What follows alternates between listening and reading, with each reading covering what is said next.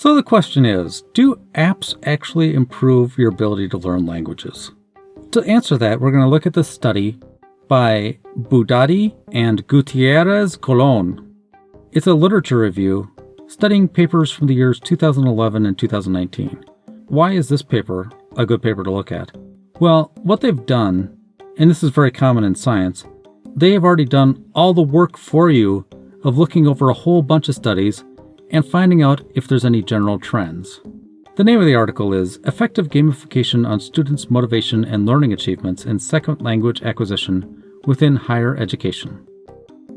Like all scientific articles, this starts off with a spoiler. And the spoiler is that they looked at 15 different studies and they found two main findings. First, there is very limited literature in the field of second language acquisition.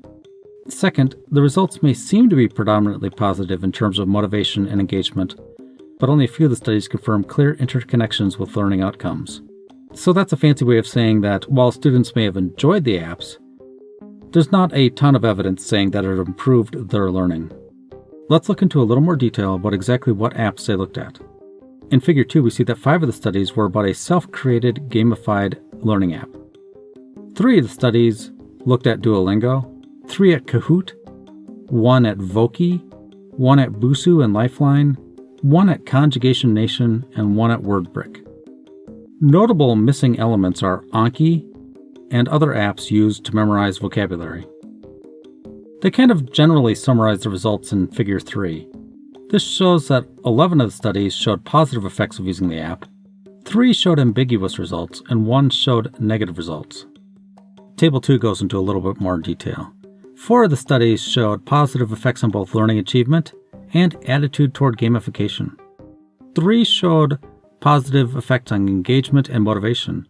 Notice, however, there is no positive benefit on learning in those studies. At least, none that was shown.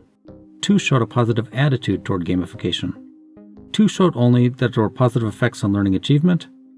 1 study showed a positive effect on learning achievement and motivation, but no correlation between the two.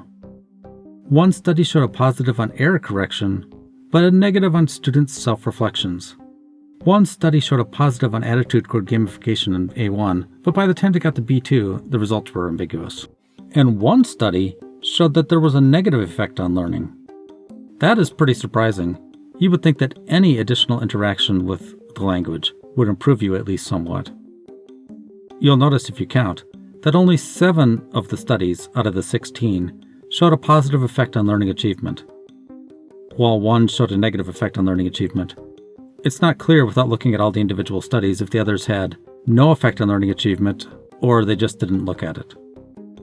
So what does all this mean? For scientists, it means that there's more research that needs to be done.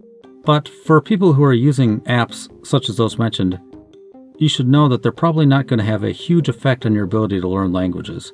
If they did, every single one of these studies would have shown that gamification really improved language learning, instead of it showing improvement on only some of the studies. You can bet the researchers would have noticed that if students using the apps had doubled their language improvement, they would have noticed that and mentioned it in the study. Now, to editorialize a bit, I think the main problem with this particular study is that apps aren't really good at in terms of learning grammar and other such things as you'd learn using these apps. They're probably mostly good, at least at the current state of technology, with learning words and vocabulary. So I think apps like Anki and Memrise are much more useful, and these are the very apps they didn't look at.